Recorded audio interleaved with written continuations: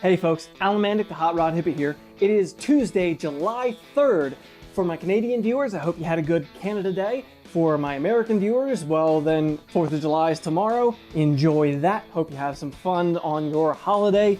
For the rest of the world, I don't know if these dates mean anything to you, so hi! Alright folks, it is Tooltip Tuesday once again. Let's check out what I have for you this week.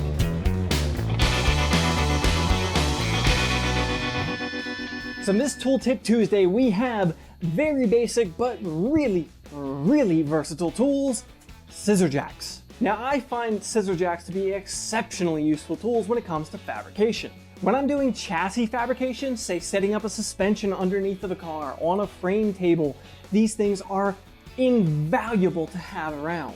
They'll allow me to go ahead and set up an axle in slight little adjustments. I can put one underneath the pinion, one at each end of the axle. I can get that thing to sit exactly where I want it. I can run it up and down through the suspension cycle to see that I'm gonna have the clearance that I need easily without having to mock up special components or pick up and hurt my back or anything like that. And the great thing about them is these are junkyard scissor jacks. I got these out of some cars. They cost me $5 a piece.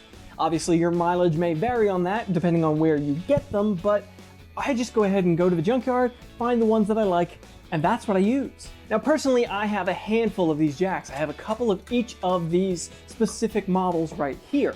This bigger one has a gear reduction drive setup on it. It goes to about 24 inches tall, so it's a nice, tall, high-reaching one, because this comes out of a Chevy Express van. So it's meant to be picking up a heavy van and have to lift it up pretty big because that thing has a decent amount of ground clearance from the factory.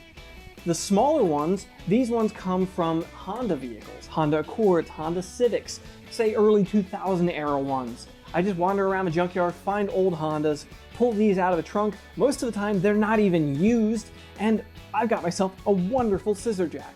Now after I salvage these out of the junkyard, I go ahead and cut off the stupid little hole setup that they have for that rod that comes with the scissor jack that you go ahead and operate the thing with. That's annoying. It's not going to work out that well in a fabrication shop or on a daily use basis. I cut that off and I weld either a nut or a bolt onto there so I can turn this with a ratchet. I can use an impact gun on it. I can use a cordless drill with a socket adapter on there to quickly cycle this up and down, and then I can use a ratchet or a wrench for fine adjustments when I need to just make little tiny changes and things. Now I don't just use these for chassis fabrication or the bigger, heavier work that I do. I will actually use these for sheet metal work as well, though much less frequently.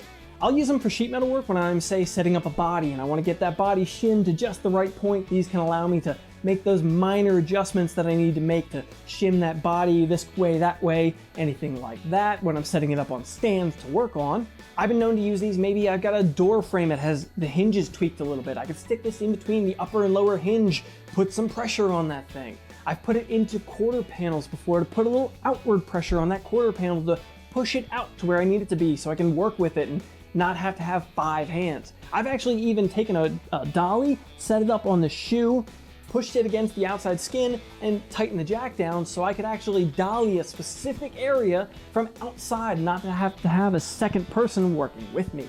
Now along with suspension setup when I'm doing chassis fab, I can use these to set up an engine and a transmission in a car. I'm getting it dialed into where I need to make custom motor mounts for it, and these are really handy to get those fine adjustments so I can get the right angles on everything. If you go to an auto parts store and you try to buy one of these, they're generally like $30, $40. Ridiculous. Go to the salvage yard, pick up a good one out of a Honda, out of a Chevy Express van, something like that. Save yourself a lot of trouble and money. Alright folks, that's been Tooltip Tuesday for this week. Scissor jacks, I definitely highly recommend them. They're one of those simple basic things that a lot of folks don't even realize that they need to have around the shop. Go ahead and drop this video a like if you found it interesting. Let me know in the comments down below. Are you already aware of this trick? Do you use these around the shop? Are you gonna go pick some up? Let me know what you're thinking.